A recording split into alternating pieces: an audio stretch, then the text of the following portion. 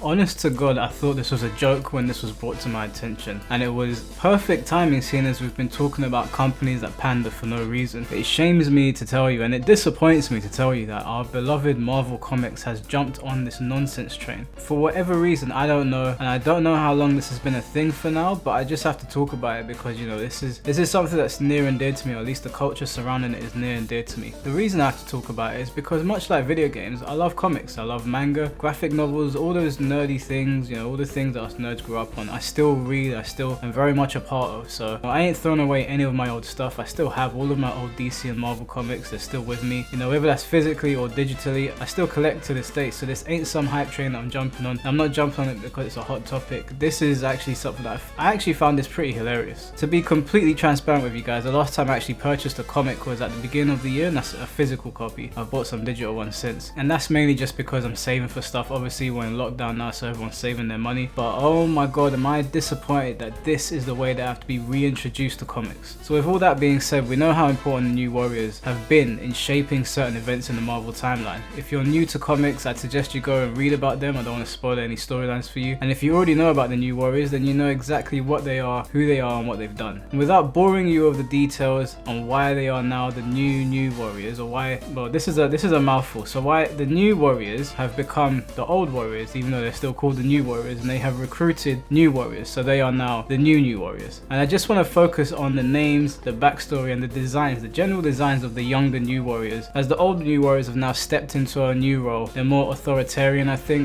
They've kind of taken a step back in the recruiting new Warriors. I swear to God, it's such a mouthful getting that out. Holy shit, is this pandering at its finest, and I actually think Marvel has ended up offending the very people they were trying to represent, which is actually pretty comical. Now we're gonna work our way down. We're gonna start from the top and work our way down. We're gonna start with the least cringy person on this list, and make no mistakes, everything about this is pretty cringe. Maybe apart from the first one I'm gonna speak about, they're not too bad, but everything else in this is absolutely just, it's incredible that this even got greenlit. It's absolutely incredible. So we'll work from the top to the bottom. So first up we have B Negative. B Negative is a vampire. B Negative doesn't bother me a whole lot. I don't really like the design. It's kind of whatever. It's not too bad, but it's nothing to write home about. It's clearly a take on like gothic kids in 2020, I guess, so I think that's what Marvel was going for. Seems kind of lazy to me. Even the backstory is a bit whatever. It's not the worst thing, you know, it's actually better than all the other New Warriors. The new Warriors, not every other New Warrior. I know that's confusing for people that don't read comics, but you'll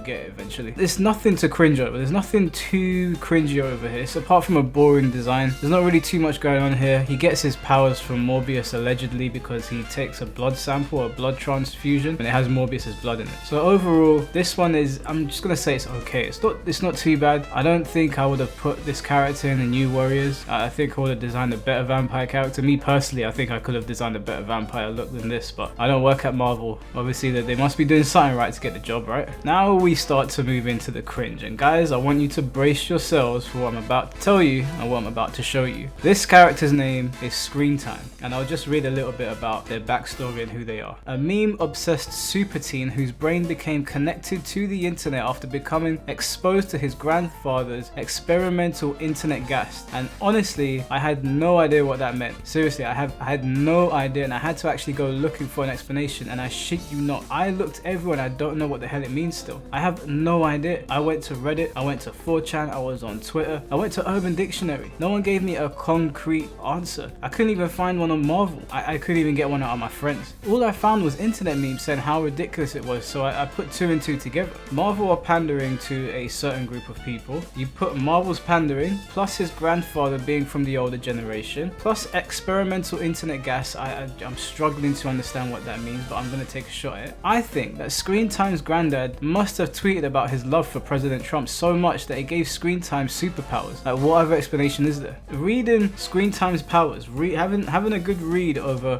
what his abilities are and how they came to be. Can someone tell me in the comment section, please, if I'm wrong, or could you tell me what it means? Because I am seriously at a loss for words. Seriously, Marvel, who did you pay to come up with this garbage?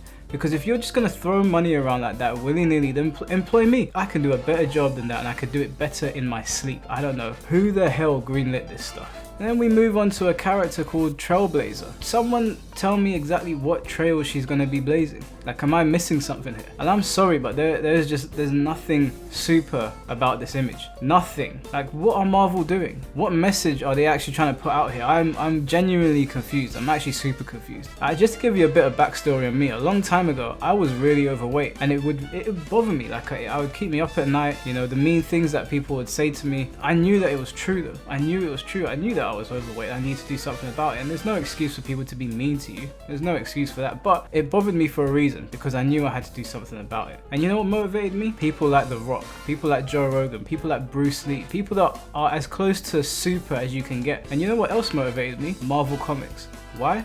Because in the comics, the superheroes were super. Emphasis on the word super. They were larger than life. They were almost unattainable beings. And to me, like, that meant a lot. Growing up as an overweight kid, it motivated me to get my ass in the gym and get myself into good shape, into healthy shape. Now, has the word super lost its meaning or something? The reason why people love characters like, say, DC Superman is not because we are under the impression that we can actually become Superman, but rather aspire to be better. Superman is a symbol of hope. And when I look at Superman as a kid, or when I looked at him as a kid, I always hoped I could get my shit together, be more productive and be more healthy. When I would read his comics, watch the Justice League cartoon, I would get inspired by how, like, on his shit he always was. And obviously I know he's a super being, but you get the point. Maybe I'm looking at this wrong though. I don't know. This does not scream superhero to me when I look at it.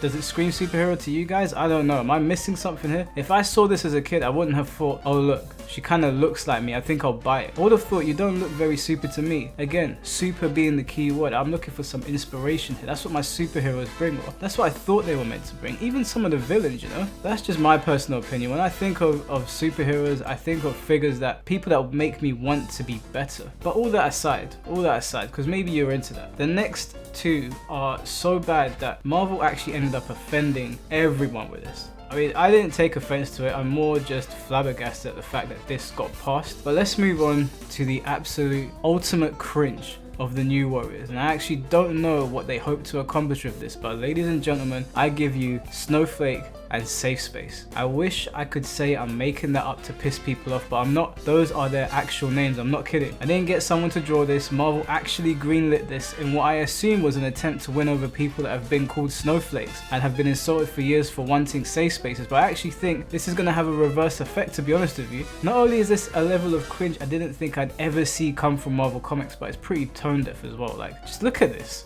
Look at this. I actually don't think anyone asked for this. The people they're pandering to, I'm willing to bet that they didn't ask for this. Just have a read over the characteristics and powers and tell me that you don't want to either throw up or burst out laughing. I mean, seriously, like, what the hell is this? I'm actually at a loss for words. And this has nothing, absolutely nothing, so don't get it twisted. It has nothing to do with the fact that Snowflake is non-binary. That's fine. If you want to make new characters that are non-binary, no issues there. Like I said before in my previous video, if you want to bring out gay characters, trans characters, non-binary characters, make new characters for them, that's all good. It's just everything else that's going on here. Just what the hell is happening here? You called the character Snowflake. Are you shitting me? Is it just me, or is someone at Marvel tripping balls? And Safe Space.